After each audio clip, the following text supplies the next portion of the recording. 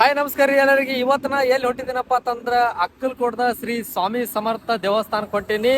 ಹೋಗಿ ಅದರ ಹಿನ್ನೆಲೆಯನ್ನ ತಿಳ್ಕೊಂಡು ಬರೋಣತ್ತ. ನಾನು ಹೋಗ್ತೀನಿ, ನಿಮ್ಮನ್ನು ಕರ್ಕೊಂಡು ಹೋಗ್ತೀನಿ ಅಂತ ಹೇಳ್ತಾ ಬರ್ರಿ ವಿಡಿಯೋಸ್ ಚಾಲು ಮಾಡೋಣತ್ತ.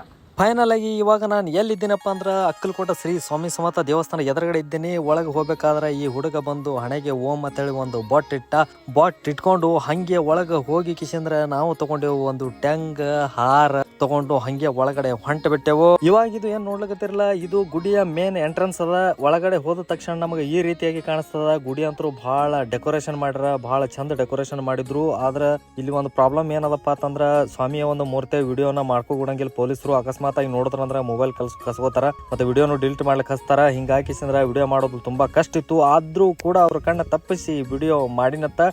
ಬರ್ರಿ ಸ್ವಾಮಿ ಒಂದು ದರ್ಶನವನ್ನ ಮಾಡ್ಕೊಂಡು ಬರೋಣತ್ತ.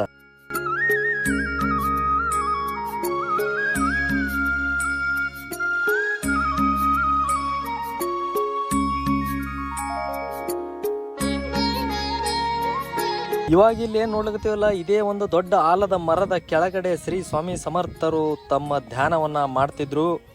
ಇದು ಅವರ ಮಂಚ ಮತ್ತು ಪಾದಿಕೆಗಳು.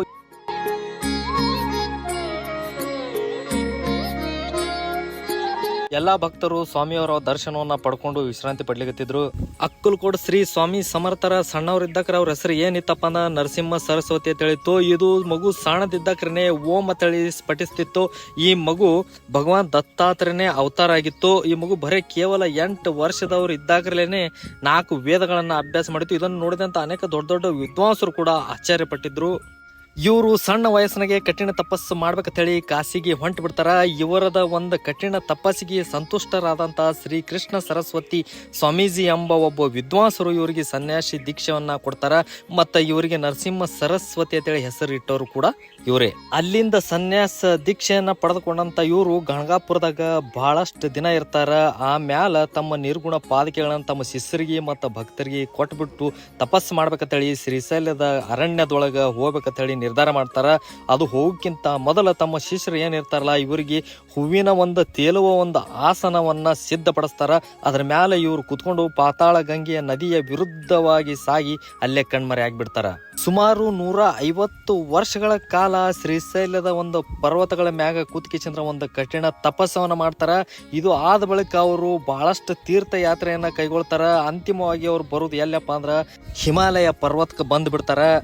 ಅಲ್ಲಿ ಒಂದು ಗಿಡದ ತೆಳಗ ಕುತ್ಕೊಂಡು ಸುಮಾರು ಅಲ್ಲಿ 250 ವರ್ಷಗಳ ಕಾಲ ತಪಸ್ಸನ್ನ ಮಾಡ್ತಾರ. ಅಷ್ಟೊತ್ತಿಗಾಗಲೇ ಅವರ ಮೈತುಂಬ ಇರುವೆ ಗೂಡು ಬೆಳ್ಕೊಂಡಿರ್ತದ. ಅದೇ ಸಮಯದಾಗ ಒಬ್ಬ ಮರ ಕಡಿಯುವಂತ ಒಬ್ಬ ವ್ಯಕ್ತಿ ಬಂದು ಮರ ಕಡಿಬೇಕನ್ನೋ ಸಂದರ್ಭದಲ್ಲಿ ಇರುವೆ ಗೂಡನ್ನ ಎಲ್ಲ ಕೆಡುವಂತ ಸಂದರ್ಭದಾಗ ಇವರ ಒಂದು ತಪಸ್ಸಿಗೆ ಅದು ಭಂಗ ಉಂಟು ಮಾಡ್ತದ. ಹಿಂಗಾಗಿ ಮತ್ತ ಅಲ್ಲಿಂದನೂ ಕೂಡ ಅವರು ತಮ್ಮ ಪಾದಯಾತ್ರೆನ ಮತ್ತ ಮುಂದುವರಿಸ್ತಾರ. ಲಾಸ್ಟ್ಕ ಅವರು ಅಕ್ಕಲ್ಕೋಟ್ನಲ್ಲಿ ಬಂದು ನೆಲೆಸಿ ಬಿಡ್ತಾರ. 1854ರಿಂದ 1878 ತನ ಅಂದ್ರೆ ಸುಮಾರು 24 ವರ್ಷಗಳ ಕಾಲ ಅಲ್ಲೇ ಇರ್ತಾರ. ಹಿಂಗಾಗಿ ಅಕ್ಕಲ್ಕೋಟ ನಿವಾಸದ ಶ್ರೀ ಸ್ವಾಮಿ ಸಮರ್ಥ ಮಹಾರಾಜ ತೆಳಕಿಸಂದ್ರ ಕರ್ಸ್ಕೋತಾರ. ಕೊನೆಗೆ ಏಪ್ರಿಲ್ 30, 1878 ಶ್ರೀ ಸ್ವಾಮಿ ಸಮರ್ಥರು ತಮ್ಮ ನೆಚ್ಚಿನ ಆಲದ ಮರದ ಕೆಳಗಡೆ ತಮ್ಮ ಮಹಾಸಮಾಧಿಯನ್ನ ದತ್ತ ಪಡ್ಕೊಂಡು ಅಲ್ಲೇ ಐಕ್ಯ ಆಗಿಬಿಡ್ತಾರ. ಭಕ್ತರು ಈಗಲೂ ಕೂಡ ಅವರು ಹಾರ ತೆಳಕಿಸಂದ್ರೆ ಭಾವಿಸ್ತಾರ. ಯಾಕಂದ್ರೆ ಅವರೊಂದು ಉಲ್ಲೇಖ ಅದ, ನಾನು ಎಲ್ಲೂ ಹೋಗಿಲ್ಲ, ನಾನು ಈಗಲೂ ಕೂಡ ನಿಮ್ಮ ಹಿಂದೆ ಇದ್ದೇನೆ ಎಂಬ ಒಂದು ಅವರ ಉಲ್ಲೇಖನದಿಂದ ಈ ಭರವಸೆಯನ್ನ ಅವರು ಮೂಡಿಸಿದ್ದಾರೆ ಭಕ್ತರ ಒಳಗ.